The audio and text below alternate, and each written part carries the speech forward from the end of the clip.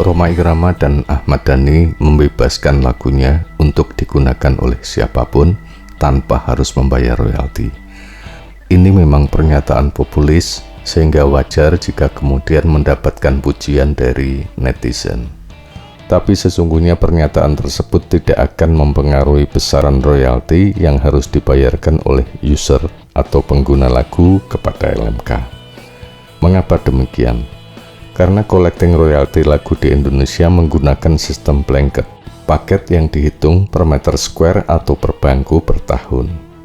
Tak peduli berapa jumlah lagu atau lagu siapa yang diputar, meskipun distribusi royaltinya mengacu pada lagu masing-masing pencipta.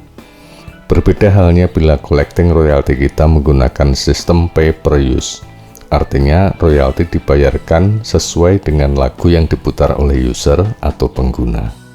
Dari penjelasan tersebut bisa disimpulkan bahwa pernyataan Rhoma dan Dhani untuk membebaskan penggunaan lagu mereka itu tidak berpengaruh apapun bagi user atau pengguna lagu. Dan bila ditinjau dari aspek profesi dan hukum, pernyataan itu justru menambah panjang daftar penyalahpahaman perihal royalti. Mengapa? Pertama, sumber pendapatan profesi pencipta lagu hanyalah royalti. Bila sikap Rhoma dan Dhani dianggap tepat dan harus dijadikan acuan, maka apakah menciptakan lagu masih bisa dianggap sebagai profesi yang dapat diharapkan kelangsungannya?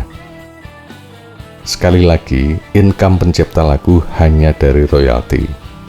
Sedangkan musisi dan penyanyi selain mendapatkan income dari royalti hak terkait, juga berpeluang meraih pendapatan berupa honor manggung, atau bahkan main sinetron, film, bintang iklan, narasumber di podcast, talkshow televisi dan lainnya karena nama dan wajahnya populer.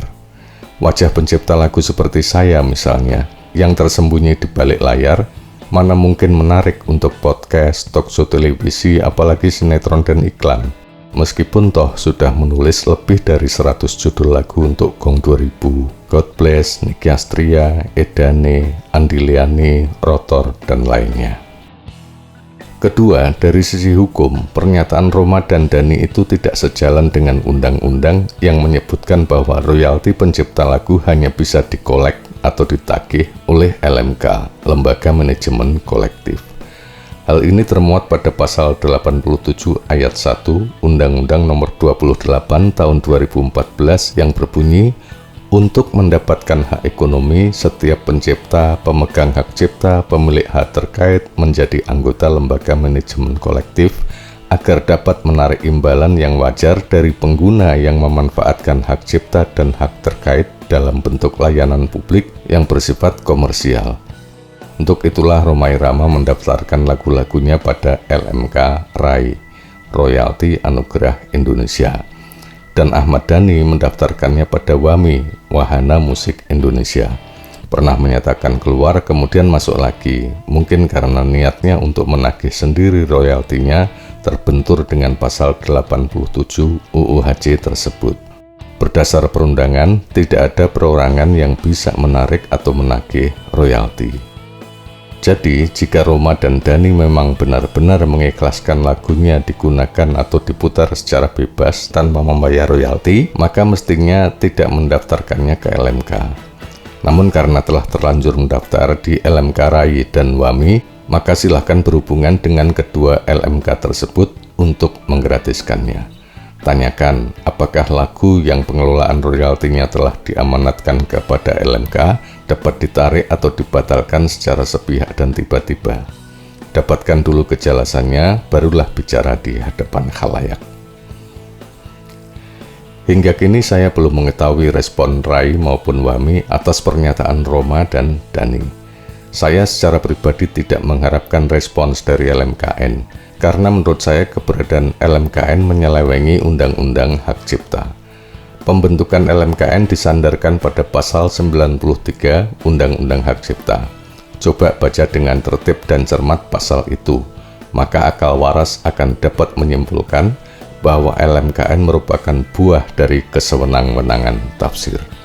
Pasal itu secara eksplisit menyebutkan kewenangan menteri untuk mengatur, bukan untuk membentuk institusi baru bernama LMKN.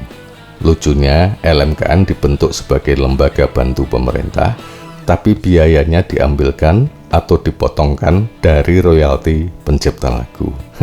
Gimana ini? Memberikan kewenangan kepada LMKN untuk menagih royalti, apalagi disertai penghapusan kewenangan LMK dalam hal menghimpun, merupakan pelanggaran Undang-Undang Hak Cipta. Undang-undang menggariskan bahwa untuk mendapatkan royalti, pencipta lagu harus menyerahkan mandat kepada LMK. Karena ketaatan terhadap undang-undang, para pencipta lagu pun mendaftarkan lagunya ke LMK, bukan ke LMKN yang lahir sekian tahun setelah LMK nasional eksis.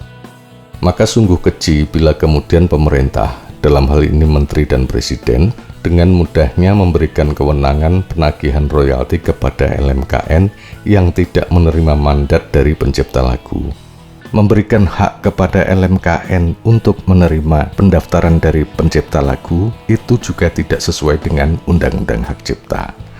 Istilah LMKN tidak dikenal dalam Undang-Undang Hak Cipta. Undang-Undang Hak Cipta tidak mencantumkan atau tidak menyertakan istilah LMKN. Artinya, LMKN tidak dikenal dalam Undang-Undang Hak Cipta. LMKN timbul tiba-tiba.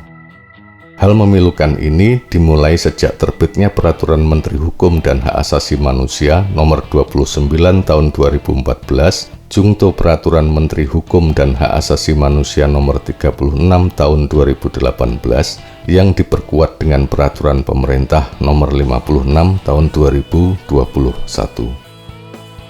Secara struktural, mendudukan LMKN sebagai koordinator LMK juga menyalahi prinsip legalitas dalam negara hukum sebagaimana termuat dalam Pasal 1 Ayat 3 Undang-Undang Dasar Negara Republik Indonesia tahun 1945. LMK adalah badan hukum otonom, statusnya sama dengan Ormas, PT atau perseroan terbatas, bahkan partai politik. Nah, apakah ada institusi yang menjadi koordinator PT-PT di Indonesia? Apakah ada institusi yang menjadi atasan dari ormas-ormas se-Indonesia? Apakah ada institusi yang dibentuk sebagai koordinator parpol-parpol nasional? Hanya LMK Nasional Republik Indonesia lah yang dipaksa untuk memiliki atasan bernama LMKN. Saya sebut LMKN sebagai atasan LMK karena perilaku komisionernya seolah menentukan hidup matinya LMK. Padahal sesuai undang-undang, kewajiban LMK hanyalah melakukan penghimpunan, penagihan, dan pendistribusian royalti, serta melakukan audit publik setiap tahun. Menteri melakukan pengawasan, sekaligus memberi penilaian dalam rangka memperpanjang atau menghentikan izin operasionalnya. Kenapa jadi dipindah tangankan kepada institusi lain? Anehnya, meskipun LMK diberi atasan yang bernama LMKN, tapi ternyata hingga kini tidak ada perbaikan tata kelola royalti. Sistem tarif dan penagihannya dari dulu tidak berubah. Meskipun teknologi saat ini dan perundang-undangan kita memungkinkan untuk menghadirkan sistem yang lebih efisien, transparan, akuntabel, dan berkeadilan. Sengketa penggunaan lagu pun tidak tertangani dengan baik, tetap tidak jelas, bahkan konfliknya semakin meluas. Insan musik dan pemerintah tak boleh salah lagi. Maksud saya, jangan sampai keliru lagi menganggap siapa yang berjasa dan mampu mengelola permusikan, agar para pencipta lagu yang tidak memiliki muatan politik dan kekuasaan tidak selalu terabaikan, bahkan menjadi korban.